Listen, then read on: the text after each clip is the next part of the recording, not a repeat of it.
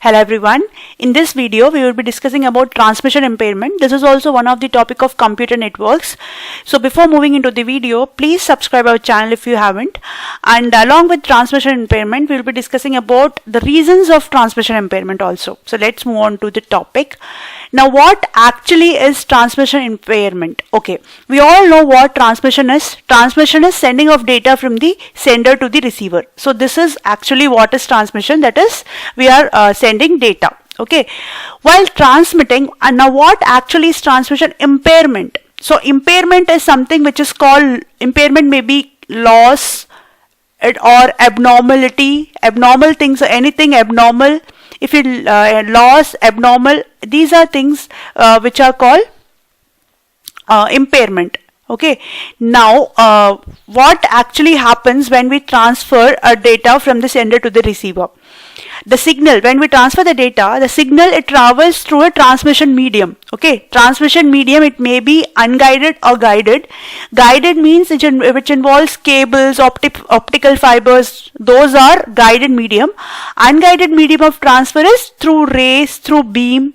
These type of transmission are unguided, or Wi-Fi, these are unguided transmission. So any type of transmission media is there through which signal travels, and that medium is not perfect. That is, it is not always what a sender sends, the receiver receives. There may be some changes in the middle. So the transmission medium are imperfect. So the imperfection in the transmission medium, they are the causes of signal impairment. Okay, this means what I want to say is, the signal at the beginning of the medium, that is the signal at the sender's side, is not the same as the signal at the end of the medium. It is not the same at the receiver side. That is, what is sent is slightly different from what is received. Okay, so there are three causes of transmission impairment. We will go through one by one, all of them in detail. So first, the transmission impairment, as I said, impairment means loss, abnormality, or there is some changes in the function or structure. So this is what is transmission impairment. The first impairment, it deals with the loss of the signal. So the first one is attenuation. Now what is attenuation? It is generally, it is a loss of energy. Loss of energy means when a signal, whether it is a simple signal or a composite signal, it travels through a medium from the sender side to the receiver. When the signal travels through a medium, it loses some of its energy to overcome the resistance of the medium. So some energy must be lost as compared to the sender side and the receiver side. So that is what is called attenuation. One of the live example for this, we can notice an electrical wire which carries the electricity, which carries signal. It get warm after some time. So that is the resistance in the wire that causes it to warm. So the signal at the sender side would differ from the signal which is at the receiver side. Okay, what actually happens is, some of the energy in the electrical signal, it is converted into heat. So the signal, the amplitude of the signal, it would go down. Okay. So what we actually do is, in the sender side, suppose, let's see with the example, in the sender side, suppose this is the original signal. Okay, due to the resistance in the medium, that is, this is 0.1, this is P1 is the 0.1, this is the original signal, and we are transmitting this signal to 0.2. Okay, so what actually we are doing is, we are transmitting from one point to another point, and due to the resistance in the transmission medium, the amplitude of the signal, it goes down. That is, energy of the signal is lost. So see, in case of attenuation, there is no change in the structure of the signal, only energy is down. So what we have to do is, we would put an amplifier to amplify the signal. To compensate the loss of energy, we'll put an amplifier to amplify the signal. That is, after using an amplifier, we'll get an amplified signal at the 0.3. So now this is how we use amplifier in case of attenuation. Attenuation is one of the signal impairment causes of the signal impairment. Okay, so in order, suppose we just by saying that, we said that some energy is lost from 0.1 to 0.2, that's why we are using amplifier. So there is a measure for measuring the loss or gain of the signal, and that measuring unit is called the decibel.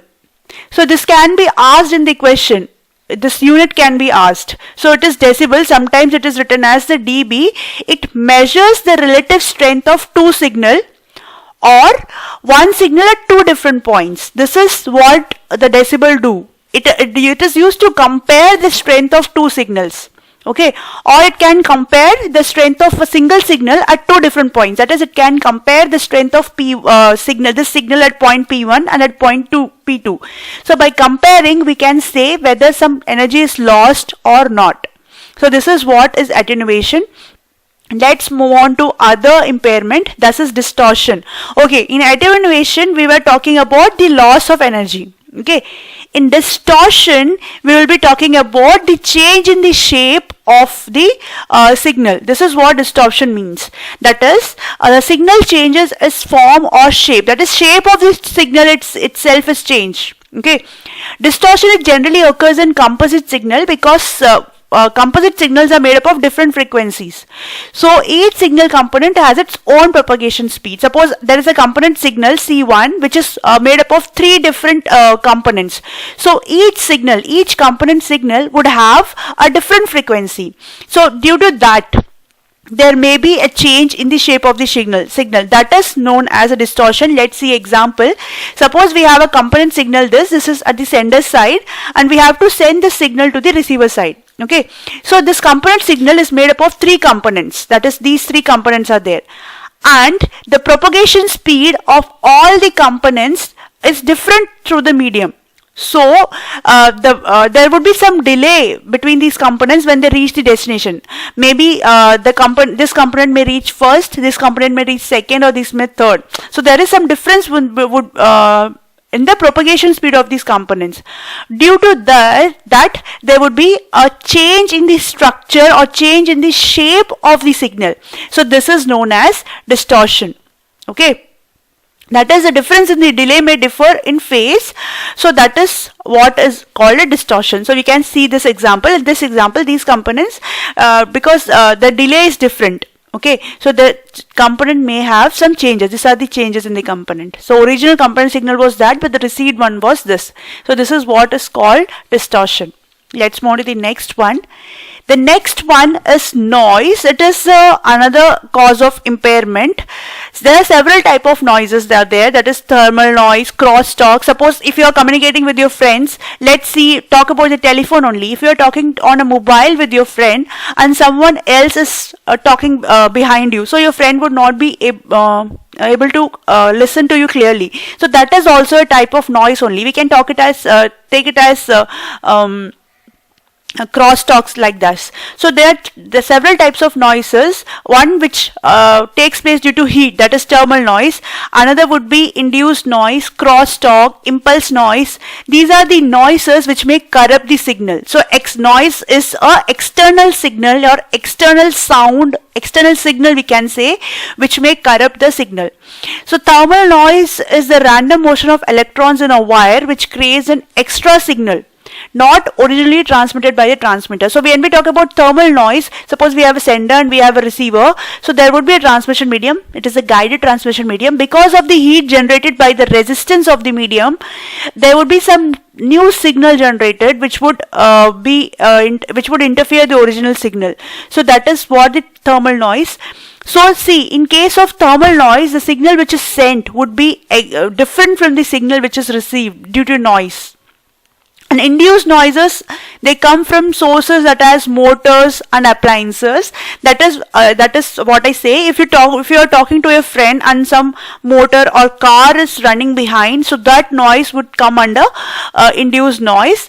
And the crosstalk is the effect of one wire on other. So I also we talked about thermal noise, and we talked about induced noise. And the third one is crosstalk. Crosstalk is what? Suppose there are two wires and the signal in this wire is interfering with the signal in this. So this is what is known as crosstalk. One wire act as a sending antenna, whereas other act as a receiving antenna. So they would interfere in each other's signal. So this is what a crosstalk is. So let's see how. So this is a signal which has to be sent. There is a noise in the transmission medium due to resistance or due to thermal, due to induced, due to crosstalk, and the received signal would be completely different from the send signal. So this is what a noise is.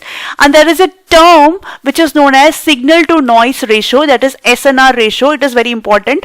Okay, it is average signal power upon average signal power upon average noise power is its formula. It is very important. You can also remember this. This is SNR, that is signal to noise ratio. Okay, so this was the video about this transmission impairment. If you like the video, please click the like button and please do subscribe. Thank you.